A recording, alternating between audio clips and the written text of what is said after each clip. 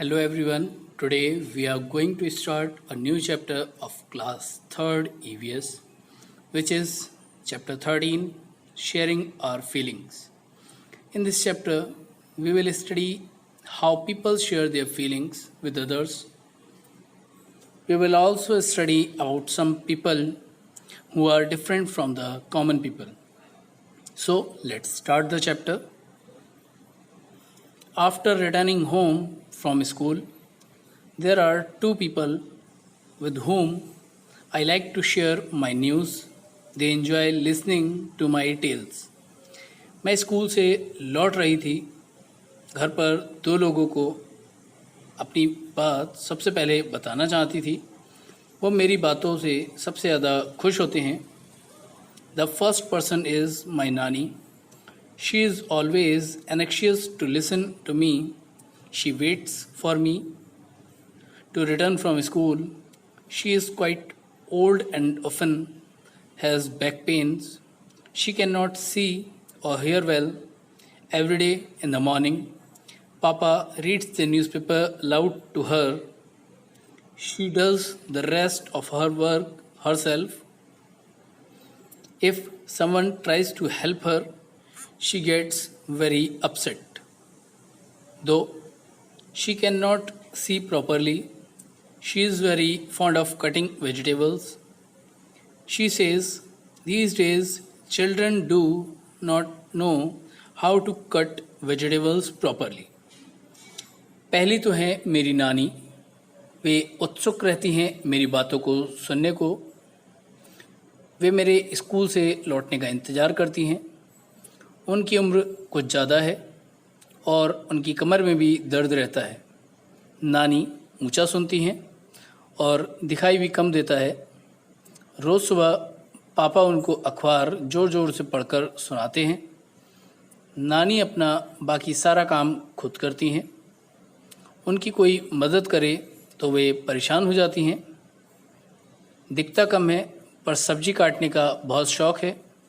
कहती हैं आजकल के बच्चों को सब्जी भी काटनी नहीं आती. मोटा मोटा और टेढ़ा मेढ़ा काट कर रख देते हैं. The second person is my Ravi भैया. He lives with us. I call him Ravi भैया and he calls my parents भैया भाभी. I do not know what our relationship is, but he is a very loving brother. He is always ready to answer my questions. He never says I will tell you later. दूसरे हैं मेरे रवि भैया. रवि भैया हमारे घर में ही रहते हैं. मैं उन्हें रवि भैया कहती हूँ और वे मेरे मम्मी पापा को भैया भाभी कहते हैं. हमारा क्या रिश्ता है मैं नहीं जानती, पर वे मेरे प्यारे रवि भैया हैं. वे मेरे सवालों का उत्तर देने के लिए हमेशा तैयार रहते हैं. कभी नहीं कहा उन्होंने कि बाद में बताऊंगा. रवि भैया teach in a college. The students of the college respect him a lot. A few of them come home to study from him. Ravi भैया is very fond of listening to music and taking part in place. He enjoys chatting with his friends and going out with them. Ravi भैया college में पढ़ाते हैं. College के बच्चे उन्हें बहुत प्यार करते हैं, बहुत इज्जत देते हैं.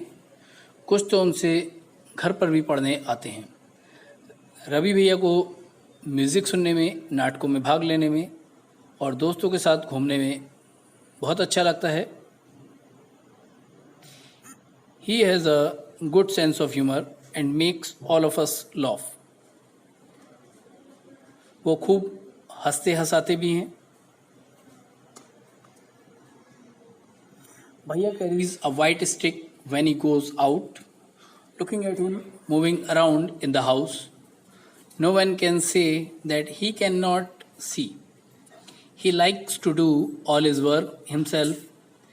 If someone tries to help him against his wish, he gets angry. Whenever he needs any help, he asks for it. भैया जब घर के बाहर जाते हैं तब एक सफ़ेद छड़ी साथ में ले जाते हैं। उनको घर के अंदर घूमता देख कोई नहीं कह सकता कि उन्हें दिखाई नहीं देता है। वे अपना काम स्वयं करना चाहते हैं। कोई उन्हें ज़बरदस्ती सहारा दे तो वे नाराज़ हो जाते हैं। जब कभी उन्हें मदद की ज़रूरत होती है तो वे मांग लेते हैं। Some of Bhaiya's students take books from him and return them after recording them on tapes. Ravi Bhaiya listens to these tapes.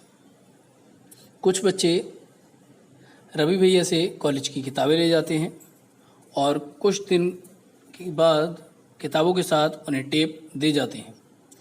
Ravi भैया टेप पर ही उन किताबों को सुनते रहते हैं। भैया के पास मोटे कागज़ की भी कई किताबें हैं जिनमें बहुत सारे उभरे बिंदु हैं। उन पर वे हाथ फेर कर पढ़ते हैं। भैया has many other books too. The pages of these books are thick and have rows of raised point dots. He reads by running his finger on the raised dots. To take fun with Bhaiya, I sometimes change the place of his stick. He does get upset but never gets angry. After all, I am his favorite sister Seema. भैया को छेड़ने के लिए मैं कभी कभी उनकी छड़ी की जगह बदल देती हूँ। वे परेशान तो होते हैं पर नाराज़ नहीं। मैं उनकी प्यारी बहन सीमा जो ठहरी। I had hardly reached the door that Bhaiya spoke up, Seema. You seem to be very happy today. अभी मैं दरवाजे पर ही पहुंची थी कि भैया बोल उठे, क्यों सीमा, बहुत खुश हो? Bhaiya recognize not only me but all the other family members from the sound we make as a move. He can even tell whether I happy or sad. भैया मुझे ही नहीं घर के सभी लोगों को उनकी आहट से पहचान लेते हैं। अक्सर यह भी भांप लेते हैं कि मैं खुश हूँ या उदास। भैया finally I am in the football team. I shared my news with him. He petted me and said lovingly, "From today, you are my football coach."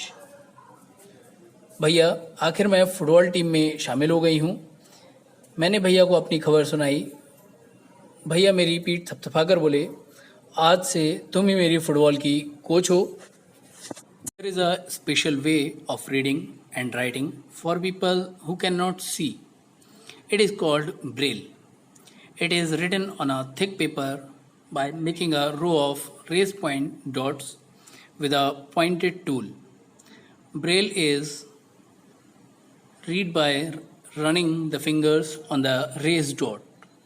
जो लोग देख नहीं सकते उनके पढ़ने का एक खास तरीका है जिसे ब्रेल कहते हैं। ब्रेल एक मोटे कागज़ पर एक नुकीले औजार से बिंदु बनाकर लिखा जाता है। ब्रेल कागज़ पर हाथ फेरकर पढ़ा जाता है कि उस पर क्या लिखा हुआ है। Louis Braille belonged to France. One day, when he was 3 years old, he was playing with his father's tool.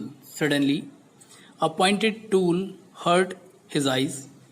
He lost his eyesight. He had keen interest in studies. He did not give up. He kept thinking of different ways to read and write. Finally, he found a way, reading by touching and feeling. This way of reading later come to be known as the Braille script. Louis Braille France देश का रहने वाला था। जब वह 3 साल का था तब एक दिन अपने पिता के औजारों से खेल रहा था। अचानक एक नुकीला औजार से उसकी आँख में चोट लग गई और आँखें खराब हो गईं। उसे आँखों से दिखना बिल्कुल बंद हो गया। उसकी पढ़ने में बहुत रुचि थी। उसने हार नहीं मानी। वह पढ़ने के लिए तरह तरह की तरकीबें सोचता रहता था। आखिर उसने एक नया तरीका ढूंढ लिया था छूकर पढ़ने का। यह बाद में ब्रेल लिपि के नाम से जाना जाने लगा। In this type of script, a row of raised dots are made on a thick paper. Because these dots are raised, they can be read by running the fingers on them. This script is based on 6 points. The Braille script has undergone many changes. These days, this has made reading and writing simpler. Braille can now also be written using the computer. इस तरह की लिपि में, script में मोटे कागज पर उभरे हुए बिंदु बने होते हैं। उभरे होने के कारण इन्हें छूकर पढ़ा जा सकता है। यह लिपि, यह स्क्रिप्ट 6 बिंदुओं पर आधारित होती है। आजकल ब्रेल में नए नए परिवर्तन, चेंजेस हुए हैं, जिससे इसे पढ़ना लिखना और भी आसान हो गया है। ब्रेल लिपि अब कंप्यूटर के द्वारा भी लिखी जा सकती है।